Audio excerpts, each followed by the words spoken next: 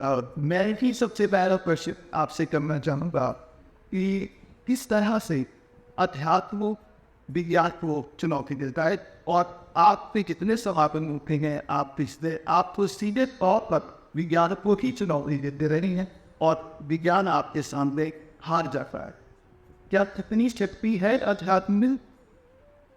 पहली बात तो गीता में भगवान ने कहा कि ये आत्मा सबका ही एक है। गीता का दूसरे अध्याय का 24वां शुरू का तो पढ़ लेना, अगर है गीता किसी के पास हाँ जी, है। तो देखो खोलो। और ये कटती नहीं, नैनम शिदती शस्त्रानी नैनम दहती पावका न चैनल करे दे पुरुष सुश्रुतवार्थी। आता जाता नहीं है आत्मा, आपके तो आत्मा आई उसको मर गई वो चलेगी, तो किसे भगवान किसका आत्मा आता जाता नहीं है, एक है। अब आप बोलो कि एक है, एक कैसे एक है? स्त्री है, पुरुष है और उसकी आत्मा चलेगी। ये पढ़तों ने ना जाने से पकड़ फैला रखा है। ये आत्मा गई, तेरे को पितृदोष होगा, तेरे को ये लगेगा। ये हमारे में जो अज्ञान है, जिसे पता ही नहीं है, सुना पढ़ा जाना है नहीं। जैसे आपने बोल दिया अध्यात्म और विज्ञान। विज्ञान का अर्थ है जो सूक्ष्म ज्ञान। विज्ञान का अर्थ है शिक्षा नहीं। आपने जो शिक्षा कॉलेज में रहते हो वो ज्ञान नहीं है, वो शिक्षा है। तो पहले हमने जो अपरा प्रकृति है उसको भी विज्ञान बना दिया। अपरा प्रकृति ही नाशवान है, नाशवान विज्ञान नहीं होता, सूक्ष्म नहीं होता। नाशवान तो माइक्रोस्कोप से देख सकते हैं, पकड़ सकते हैं, वार्तालाप सुन सकते हैं, वार्तालाप देख सकते हैं। और आत्मा को माइक्रोस्कोप से नहीं देखे जा सकता। अंधेरा अपने माइक्रोस्कोप से सूरज को देख लेगा? अंधेरा अपना माइक्रोस्कोप ले आए तो क्या सूरज को देख लेगा? नहीं। तो जो आपने तो आत्म का ज्ञान, आत्मज्ञान कोई चीज ही नहीं होती। जब आप जो है वो आपका, आप जो शरीर है या आप आत्मा है, क्या है पहले तो ये समझो। आपका शरीर है या आपकी आत्मा है? आत्मा। आपकी आत्मा है। आपकी आत्मा है या आप शरीर है? शरीर में आत्मा। शरीर में आत्मा नहीं होती। श्री गुरु राम कहते हैं कि जहां जहां देखा ता तू है, तुझसे दीक्षी फुट हो रहा। तू दरिया दाना बिना मैं मछली कैसे अंतला। जो समुद्र है एक है, तो जो आत्मा है, जो मछली है, मछली के अंदर आत्मा है, मछली के अंदर समुद्र है। या समुद्र मछलियों में है या मछलियां समुद्र में है? मछलियाँ समुद्र में है हमारे हिसाब से जो सारी मछलियां को समुद्र में है या एक एक मछली में एक एक समुद्र है? सारी मछलियाँ समुद्र में। तो पहले तो पहले तो हमारा क्वेश्चन ही हम नहीं समझे, क्योंकि हम क्वेश्चन तो बोल रहे हैं वो सुने हुए बोल रहे हैं, और जो सुने उसको समझा नहीं। अगर सुने को समझो तो श्री गुरु के हिसाब से ऊपर क्या है? वेद कहता है एको ब्रह्म द्वितीय नास्ति। एक ब्रह्म के अलावा कुछ है ही नहीं, कुछ है ही नहीं। और जो आपने अलग प्रश्न बना दिए, अध्यात्म अधिकार है महान एक, और आत्म का आत्मा। अब हम शरीर को जानते हैं, हमारी आत्मा का हमें नहीं पता, किसी को नहीं पता हमारी अब हम वार्तालाप क्या करें? पर बुद्धि से मनुष्य करें, तो ये पर बुद्धि आत्मा को जान ही नहीं सकता।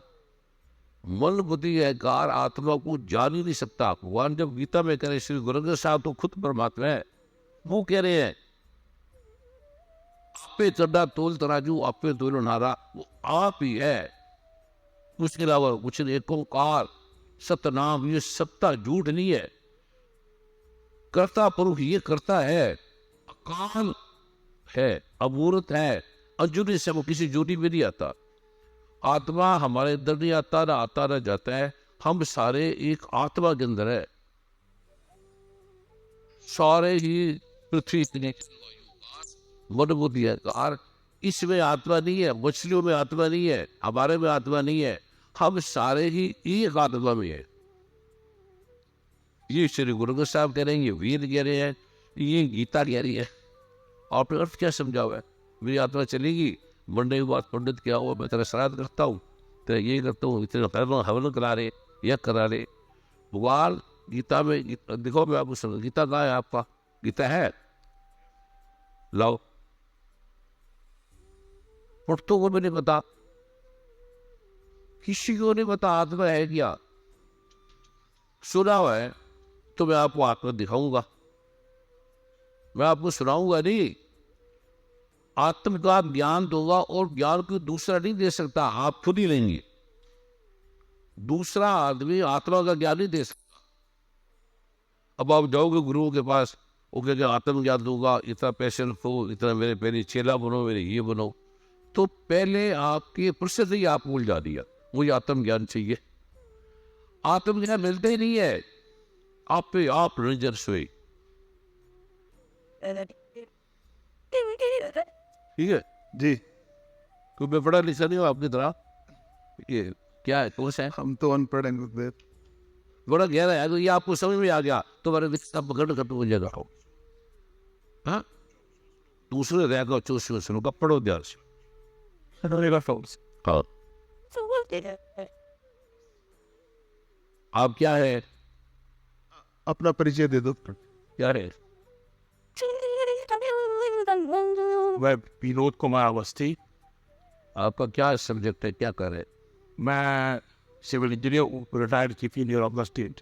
आत्मा का विषय है आपका? आत्मा तो मैं इसी को पढ़ रहा हूँ। मैं है नहीं, जो आपके पास जो सब्जेक्ट है, कार्य है, वो आत्मा से संबंधित है कोई? आत्मा से ही संबंधित है सारे का, वो आपने कहा सर। नहीं, हमारी नहीं सुनी। हाँ, जैसे कई आदमी फिजिक्स के, केमिस्ट्री के, बायोलॉजी के, ये ब्राह्मण है, ये ऋषि मुनि है। तो आपका क्या विषय आत्मा से कार्य व्यवहार आपका संबंध रहता है इस विषय से, इस ज्ञान से? मेरा कहने का मतलब ये है, हाँ, रहता है। जो हम कार्य करते हैं, जो हमने किया, जो मैंने अपने जीवन में किया, मैं यही सोच के करता हूँ कि ये जो मैं कार्य कर रहा हूँ, ये लोगों के उत्थान के लिए, उसमें मैं अपना अपन नहीं रखता कि मैं कर रहा हूँ। मेरे से कोई शक्ति करवा रही है और मैं उसको, तो इस शब्द ऊपर जो ईश्वर जिसको आत्मा कहते हैं, मैं उसमें कहीं भी। अब आप ध्यान से, जी, पहले जो आप बोले जा रहे हो वो पढ़तों की शुरू में बात बोल रहे हो। गीता में नहीं लिखा भगवान ने, गुरु ग्रंथ साहब में ये नहीं लिखा। वो कहता है आत्मा ही एक है, आत्मा दो ही नहीं है, और आत्मा आता जाता नहीं है, सुई जितना भी नहीं आता जाता। तो ऊपर कहाँ से जाएगा, नीचे कहाँ से जाएगा? आगे पहले आप पढ़ो। अच्छेदो यम दाहो यम कलेद्यो शोध्य एव च नित्य सर्वगतः स्थान गुण चलोय सनातना। It means, इसका मतलब this individual soul is unbreakable and insoluble। Hindi में समझाओ ताकि सारे समझ जाए। यह शरीर संस्कृत को छोड़ दो, अछेद्य है। संस्कृत को छोड़ दो, ये हिंदी है सर, जन भाषा में। ये हिंदी में। संस्कृत बनी समझने के लिए, हाँ, ये शरीर, से नहीं समझेगी। यह आत्मा अनब्रेकेबल है, टूटती नहीं। एंड इनसॉल्युबल, ये घुलती नहीं, कहीं घुलती नहीं, इसका घोल नहीं पड़ता, ना ये टूटती है ना घुलती है, सॉल्युबल नहीं है। गिरली ना की जा सकने वाली, ना ये गिरली होती है, भाई ना इसको सुखाया जा सकता है, इसको सुखाया जा सकता है, क्योंकि यह आत्मा नित्य रहने वाला है। क्योंकि ये आत्मा नित्य रहने वाला है, सब में परिपूर्ण है, स्थिर रहने वाला और सनातन है। सनातन बहुत पुराना, मतलब कई युगों से आपके साथ। ठीक है, ये रेखा ठीक है। अब जो आपने बोला है ये सुना हुआ बोला है नहीं सर, ये तो ये भगवान है, भगवान बोले, श्री गुरु ग्रंथ साहब बोले। पहले इसका अर्थ है कि आत्मा सूखती नहीं है, सोचते हैं, और सर्वव्यापी है। सर्वव्यापी का मतलब है वहां भी, यहाँ भी, आकाश में, पताल में। सर्वव्यापी का मतलब है कि सुई धरण की जो जगह है वो भी नहीं है। सुई जितनी, कबीर भगवान कहते हैं कि सुई धरने की ठार नहीं है, मैं कहाँ रखूं, वहां भी परमात्मा है। और आत्मा परमात्मा दो नहीं है, पहले ये समझ, दो ही नहीं। आपने परमात्मा को बना दिया, आत्मा को अलग बना दिया, विज्ञान को अलग कर दिया, आत्मा को अलग कर दिया। इसको मैं आपको दिखाऊंगा, बताऊंगा नहीं। बताओ तो पढ़े, सब जानते ही हैं, जान के उलझ गए। गीता को एक ही एक को ध्यान से सुने, ये आत्मा सूखती नहीं, सर्वव्यापी है, ठीक है, सर्वव्यापी है ना ये, है वो अलग। पहले हम मोटा मोटा समझे, जो हम समझेंगे, टूटता तो है ही नहीं ना। नैनव छिदन्ति, तेज में लिखा है कि नैनव छिदन्ति शस्त्राणि नैनव दहति पावका ना चैनल कले देत्या, पुनः सुश्रुति वार्ता, हवा उड़ा नहीं सकती, इसको कोई तोड़ नहीं सकता, बदल नहीं सकता, आ नहीं सकती, जा नहीं सकती, ये 30वें अध्याय का है। अब ये सर्वव्यापी है। पहले तो आपने आत्मा को सर्वव्यापी को बोलते ही नहीं है, ये भगवान बोले है कि ऐसी कोई जगह नहीं आत्मा जहाँ नहीं है, वो ऊपर परमात्मा से मिलाती है, परमात्मा ऊपर है ही नहीं, आत्मा ही परमात्मा है। ठीक हो गया। पहले तो जो आपने बोला है गीता में, वो आपने जैसे पढ़ते ऐसे पढ़ लिया, इससे नुकसान हो रहा है। जाने बिना हुए प्रतीत, बिन प्रतीत हुए ना प्रीति। श्री गुरु साहब ने लिखा है कि पहले देखा फिर गावा, फिर गावे का फल पावा। जब तक देखो ना अपनी नैनी, तब तक ना मानो गुरु की ज्ञानी। पहले तो आत्मा ये समझ लो कि आदमी बोलता है आत्मा दो है, तो बोलते हैं हम सारे कभी बोलते हैं, कहते हैं तेरी तो अलग मेरी अलग, ये बोलते हैं ना व्यवहार में। भगवान कहते हैं आत्मा ये सबका एक है, ये आता जाता नहीं है, चलता नहीं है, हिलता नहीं है, सर्वव्यापी है। तो जाएगा कहाँ? जब सर्वव्यापी है तो कहाँ उसको ढूंढोगे, कहाँ आएगा, कहाँ जाएगा? कहते चलता नहीं, अचल है। लिखा थे, क्या लिखा है?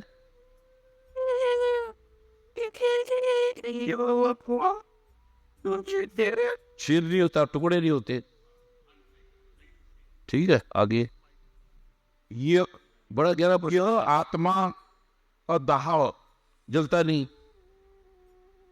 अक लेते हैं, गिल्ली ना होने वाली, ढीले नहीं होती, इसको कष्ट नहीं होता, तकलीफ, और निसंदेह आशोदेह है, सूखती नहीं, सूखती नहीं, छोटी नहीं होती, बड़ी नहीं होती, क्योंकि यह आत्मा नित्य रहने वाला, नित्य है, सभी जगह सर्वव्यापक नित्य रहता है। ये नहीं आज है कल नहीं है, ये ऊपर है नीचे है।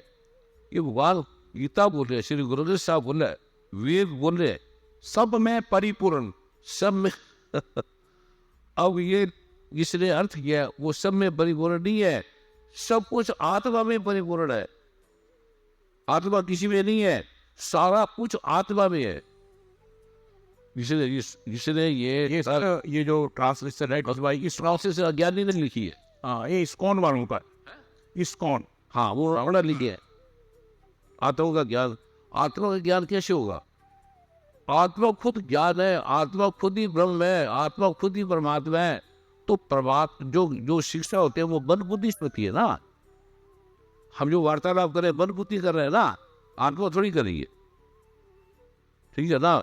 तो आत्मा का ज्ञान कौन कराएगा? जो दूसरा बोले वो भी बने, जो गुरु बोले वो भी बने, शिष्य भी बने। तो जानेगा कौन? मन जान ही नहीं सकता। मन बुद्धि अंधेरा प्रकाश को नहीं जान सकता। ये हम प्रवचन नहीं करे, आपको विज्ञान की तरह बता रहा हूं मैं, और आपको सच्चे मुझे दिखाऊंगा ये आत्मा है। सब में परिपूर्ण, ये अर्थ स्थिर रहने वाला, नहीं, सब में परिपूर्ण, जो आत्मा में सब परिपूर्ण है। आत्मा किसी में परिपूर्ण नहीं है। स्थिर रहने वाला है, स्थिर रहने वाला, हिलते ही नहीं, आते जाते नहीं। और सनातन है। सनातन का मतलब है आदिकाल से एक है। जो सर्वव्यापी है, आता जाता नहीं है, तो उसके लिए लड़ाई क्या, झगड़े क्या? क्योंकि आप प्रश्न नहीं समझ रहे, पढ़ रहे हैं। तो मैं हमको वाद नहीं कर रहे, क्योंकि आप इतने प्रतिनिधि है, अनुभव भी है, ज्ञान है आप सबको, और आप इतनी लगन से आए हैं। तो ये कोई स्कूल की पढ़ाई नहीं है। आत्मा चतुर कहाँ पढ़े थे? स्कूल गए नहीं, स्कूल गए नहीं तो उन्होंने ज्ञान कहाँ से लिया? स्कूलों से नहीं मिलता, यूनिवर्सिटी से नहीं मिलता, कॉलेज से नहीं मिलता, बल से नहीं मिलता, बुद्धि से नहीं मिलता, अहंकार से नहीं मिलता, मिलता ही नहीं है। पढ़ लो यूनिवर्सिटी में, पता है आत्मा का किसी को पता है? नहीं पता। पंडितों को पता है? किसी पंडित को बड़े बैठे पूछो आत्मा कहाँ है, वो कहता है कहाँ है, मेरे अंदर है। तो आत्मा के अंदर सारी है या हमारे में आत्मा है? हम सब आत्मा के अंदर है या हमारे में आत्मा है?